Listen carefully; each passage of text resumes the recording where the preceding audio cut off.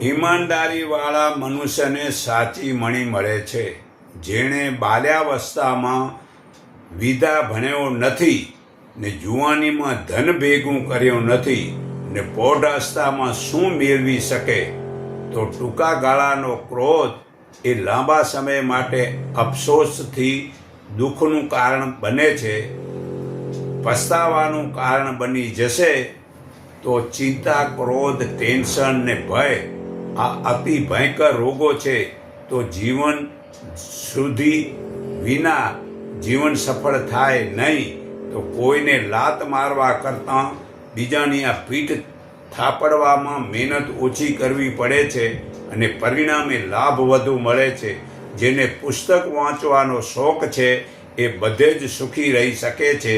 જે મનુષ્ય શાસ્ત્ર વિધિ છોડી દઈને પોતાની ઈચ્છા મુજબ મનમાન્યું વર્તન કરે છે તે સિદ્ધિ પામતો નથી કે નથી પછી સુખ પામતો, તે પરમ ગતિને પામતો નથી. તેથી કરવા યોગ્ય અને ન કરવા યોગ્યનો નિર્ણય કરવામાં તારે માટે શાસ્ત્રો જ પ્રમાણ છે.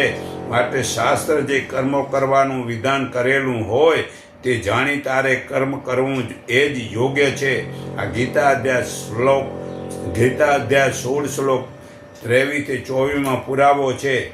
તો નૌકા સમુદ્રમાં રહી શકે છે, પરંતુ સમુદ્ર એ નૌકામાં સમાય નહીં.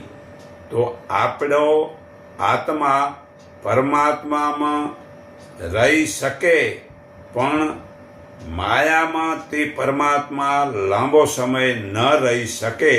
તો બહારની દ્રષ્ટિ સંકેલીને થોડી ભીતર વાળો, જે માયાની જખના છોડો. તેનું સુખ કાયમ રહેવાનું નથી. જે કાયમ રહેવાનારા પરમપિતા પરમાત્મા છે તેનું સુખ મણી છે. આ મનુષ્યની ઉંમર પૂરી થઈ શકે, પરંતુ ઈચ્છા કદાચ પૂરી થઈ શકતી નથી. ચિંતન એ જ ચિંતામણી છે.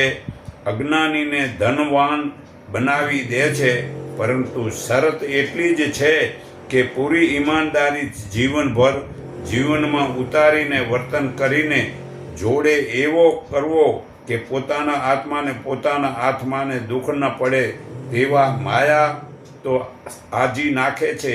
જ્યારે સાચા સંતો તો અંદરથી માંજીને શુદ્ધ બનાવી નાખે છે. ક્યારે મેલો પછી થતો જ નથી, પરંતુ શરત એટલી જ છે ધનવાન બનવું હોય તો કે પૂરી ઈમાનદારીથી જીવનભર જીવનમાં ઉતારીને વર્તન દરેકની જોડે એવો